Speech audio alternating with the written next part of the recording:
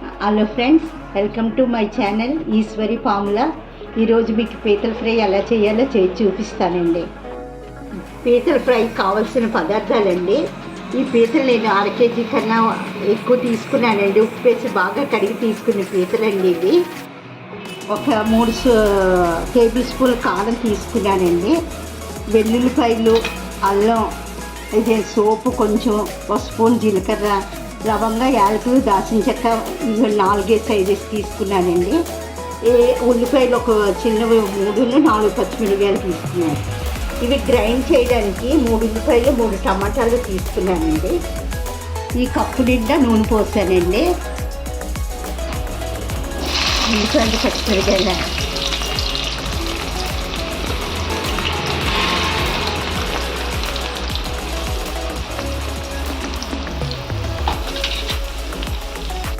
ఇదిగోండి. ఇలా వేగాక మనం ఇందాక చూపించిన మసాలాదంతా ఇదిగోండి పేస్ట్ చేసుకున్నాను.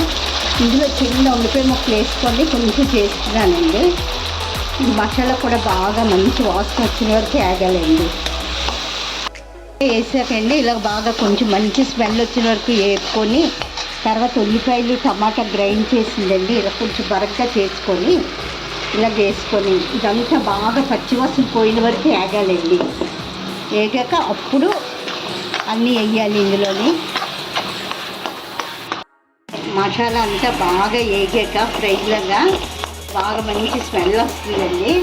ఇప్పుడు ఇందులో 3 స్పూన్లు కారం వేసుకుంటున్నాం. అంటే పెద్ద టేబుల్ స్పూన్తో కారం, 1 స్పూన్ ఉప్పు వేస్తున్నానండి.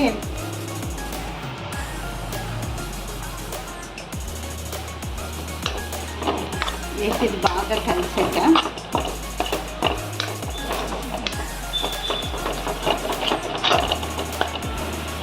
ఇప్పుడు బాగా కడిగి పెట్టుకుని పీతని ఇందులో వేస్తున్నాను. వేసి బాగా ఒక్కసారి కలిపి 1 నిమిషం మూత పెట్టి, తర్వాత మనం కొంచెం వాటర్ వేసుకొని ఉడికించుకున్నాక దగ్గరికి అయిన వరకు ఉంచుకోవాలండి. మసాలా నేను నేగాక పీతలు వేసేలో గ్లాస్ వాటర్ పోసుకున్నాను. ఇవన్నీ బాగా ఉడికాక ఇదిగోండి దగ్గరికి ఇలా ఫ్రై చేసుకుంటే చాలా బాగుంటుందండి. పీతల ఫ్రై అయ్యిందండి.